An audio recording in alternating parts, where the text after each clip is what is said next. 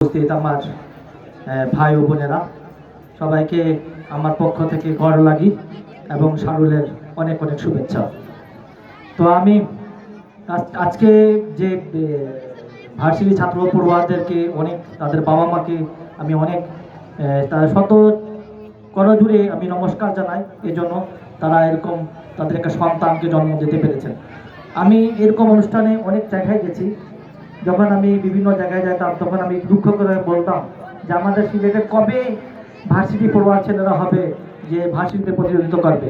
আমার মনে হয় এই বাসনাটা ভগবান শুনেছে এবং এই ভার্সিটি পড়ুয়া ছেলেদের জন্ম দিয়েছে। যাই হোক, ওরা আরও দীর্ঘায়ু হোক, আরও বেশি ভার্সিটিতে তাদের নাম অন্তর্ভুক্ত করুক এবং দিন দিন উন্নত করুক, এই শুভকামনা জানাই।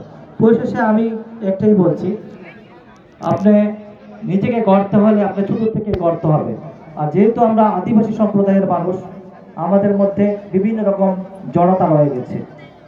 আমরা একজন বাঙালি ছাত্র যে কাজটা খুব সহজে করতে পারে, আমরা যারা আদিবাসী আছি সে কাজটা আমরা অতি সহজে করতে পারি না। সেটা আমাদের বারবার চেষ্টা করতে হয় এবং করতে হয়। অনেক সময় এই সমস্যাটা প্রায়ই দেখা যায়, যখন করতে গিয়ে যখন পারে না তখন দেখা যায় হয় ঝরে পড়ে যায়, নাহলে পড়ার প্রতি আগ্রহটা শেষ হয়ে যায়।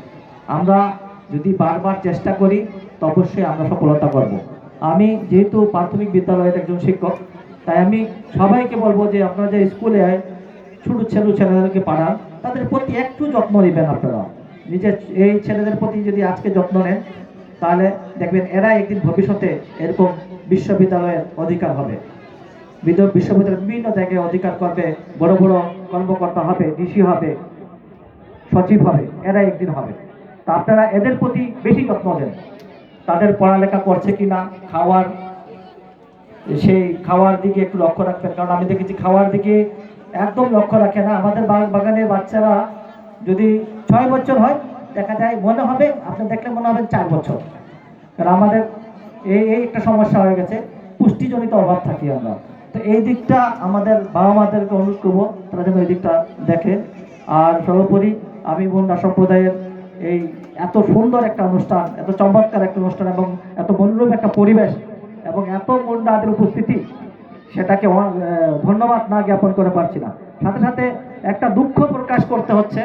দেখেন, আমি একজন উরাও ছেলে, মুন্ডা ছেলে, সাঁওতাল বা খাড়িয়া, ঝরা, যেটাই হোক, আমাদের কিন্তু নিজস্ব ঐতিহ্য থেকে আমরা ভুলে যাচ্ছি। আমরা যতই উন্নতি হয়, আমরা যখন আমাদের ঐতিহ্যটাকে আমরা বিভিন্ন কানে তুলে ধরতে পারবো, তখনই আমরা সফলতা অর্জন করব। আমরা দেখেন, আমাদের সব থেকে বাদ্যযন্ত্রের মধ্যে ঢাক ছিল, ঢাক আমরা অলরেডি ভুলে গেছি। 2-1টা আছে, তাও হাতে গোনা। আমাদের নাগরা, সেটা আমরা ভুলে গেছি। আমাদের সানাই, সেটা এখনো খুঁজেই পাওয়া যায় না। হ্যাঁ, তারপরে আমাদের কি ফারাটি, হ্যাঁ, বাঁশের বাঁশি, এইগুলা কিন্তু আমাদের নাই। এগুলো আমাদের সংগ্রহ করতে হবে এবং এগুলা বাজানোর জন্য চেষ্টা করতে আমাদের। দেখেন, আমি কয়েকদিন আগে আমার রাঁচি থেকে একজন বন্ধু পাঠাইছে, তারা 4টা নাগরা, 2টা ঢাক, 2টা সানাই দিয়ে এত সুন্দর তাদের যে বাদ্যযন্ত্র আমাকে তারা হোয়াটসঅ্যাপ করেছেন। আমি দেখে অবাক হয়ে গেছি যে তারা এক একজন মানুষকে দেখে বোঝা যাচ্ছে না যে তারা যে আদিবাসী। সবাই কোট প্যান্ট টাই, এই বিভিন্ন রকম অত্যন্ত সুন্দর সুন্দর পোশাক পরে তারা করছেন, কিন্তু তাদের বাজনা ওই ঢাক, 2টা ঢাক, 4টা নাগরা, 2টা বাঁশি, এটা একটা ঝুনঝুনি, চমৎকার তাদের সেই ডমকুট, তারপরে ওই মারুয়া, এরপরে মেরগিরি, এগুলো বাজাচ্ছে। এবং আমাকে এত সুন্দর লাগছে ওদেরটাকে দেখে।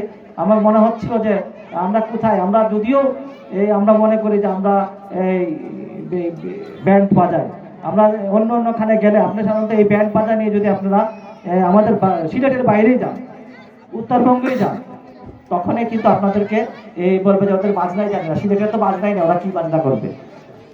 তো আমাদের ঐতিহ্য থেকে আমরা কেউ নাই চিনে, আমরা তো মুন্ডা নামে তো চলবে না। একসময় বলবে যে ভাই বলো একটু মুন্ডারি ভাষাটা আমাকে শোনা, তারা বলতে পারবো না। যাই হোক, আমাদের আরও একটা অনুষ্ঠান আছে সামনেই।